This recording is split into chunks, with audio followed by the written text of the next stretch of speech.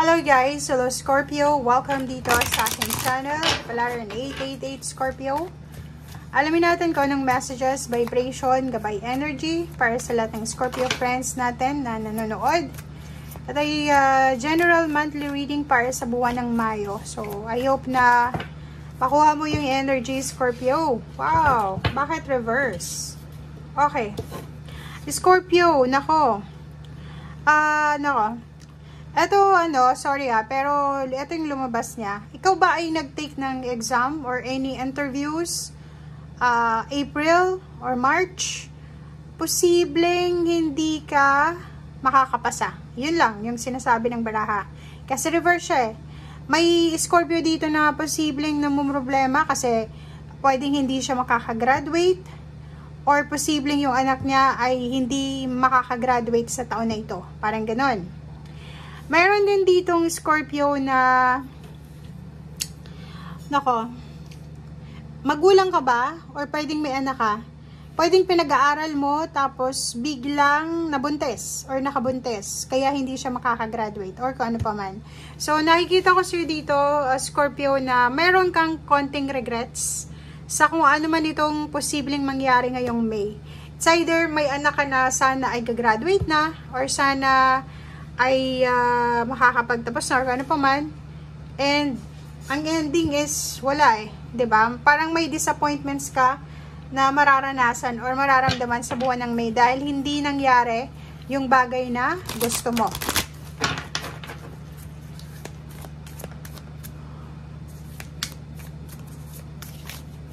Okay, Scorpio. Pero may biyaya ka dito na matatanggap, 'di ba? Ang blessing na unang matatanggap mo sa buwan ng Mayo is yung balanse tungkol sa pamilya. So, pwedeng for the past few months, palagi kayong nag-aaway ng iyong karelasyon, ng iyong kapamilya, or kung sino man ito sa buhay mo, 'di ba?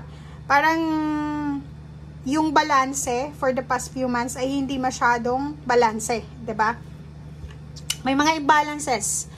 May mga misunderstanding, selosan, deception, traidoran, or backstaban, or ano pa man, ang posibleng nangyari.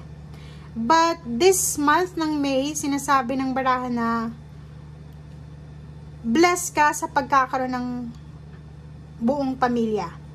Blessed ka sa pagkakaroon ng iyong parents, siblings, or in a relationship ka man, or kung may anak ka, blessed ka.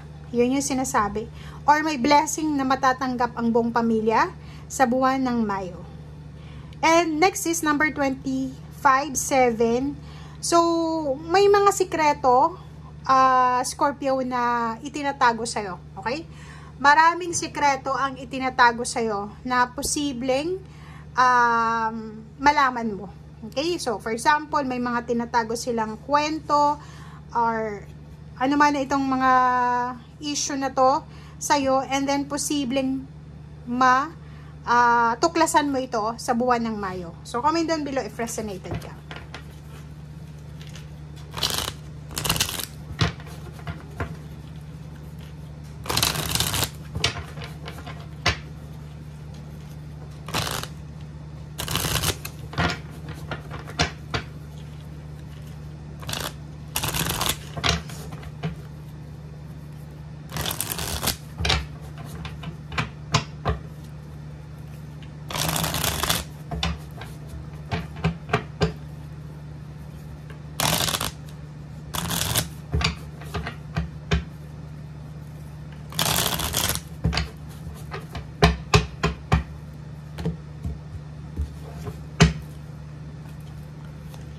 Okay.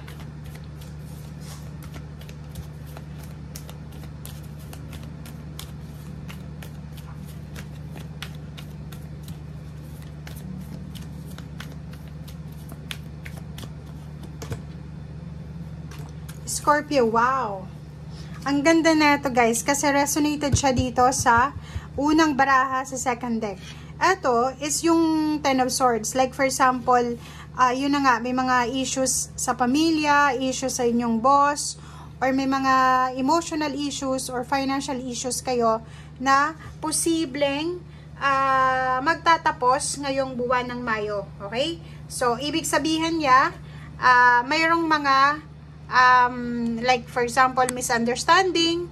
Wait lang guys may mga misunderstanding, mayroong mga issues na masakit sa yung pakiramdam, or pwedeng may breakup dito. Okay, pwedeng yun na nga. May supposedly may graduation pero hindi ka-graduate. May ikakasal pero hindi matutuloy yung kasal.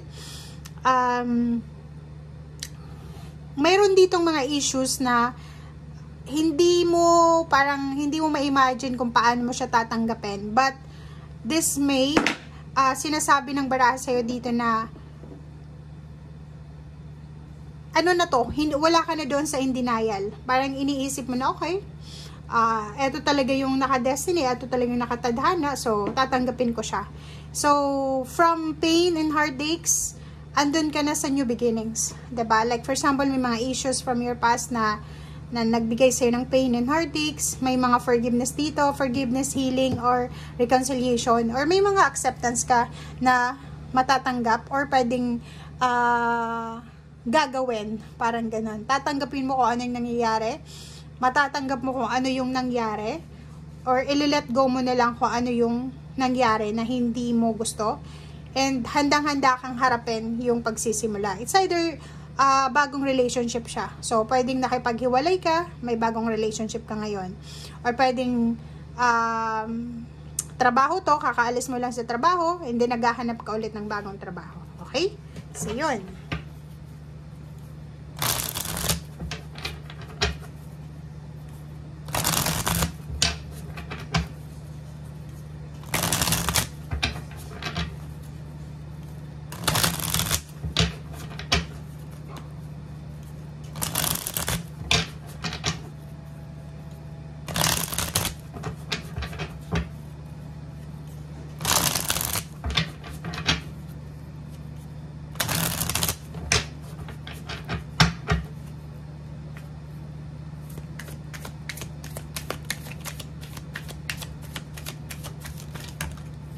Okay, Scorpio. Tingnan natin itong baraha mo. Okay. So, yun. Scorpio, sinasabi din ng barahang ito na posibleng yung iba sa inyo na nakaranas ng financial problems for several months, siguro 7 months or 4 months or pwedeng 5 months. And ngayon, sa month ng May, posibleng makarecover ka na. 'Di ba? If tungkol ito sa sickness, like may utang ka siguro for 5 months ago. Nagkaroon ka ng utang dahil sa may nagkasakit sa pamilya. And this month ng May ay posibleng makabayad ka na. Parang ganun. Temperance. Nakikita ko rin sa'yo dito na pwedeng may hinihintay ka ng pera. May hinihintay kang pera ngayong buwan ng Mayo. So, kailangan mong kontrolin ang iyong emosyon. Parang ganun. If ever may utang sa'yo, hindi pa nagbabayad, sinasabi ng barahan na kailangan mo ng temperance. Kailangan mo ng pagpapasensya. Okay? Magpasensya ka. Kalmahin mo yung iyong sarili, ang iyong emosyon. And sumunod ka sa sinasabi ng iyong intuition. Kasi masyado kang masyado kang nagpapanik or magpapanik. Okay? Dito din sa 9 of Cups, sinasabi na may posibleng emotional satisfaction, achievements, closure, emotional events, or pwedeng may pagkakataon kang maging masaya dahil sa pera. Okay? So, for example nga, naghihintay ka ng pera, unexpected, biglang may dumating. Or pwedeng yung mga utang sa'yo, posibleng magbayad na, or ikaw mismo may utang ka, posibleng makakapagbayad ka. Okay? Sa health naman, may recovery ng health. It's either ikaw or anak mo.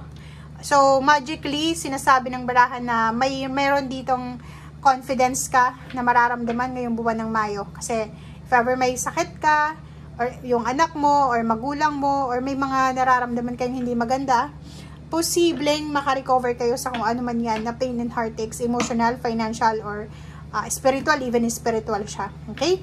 And yung mga issues tungkol sa mga disappointments mo, ay posibleng matanggap mo siya. So, parang no hard feelings para sa buwan ng May na to. Okay? Thank you guys. Bye!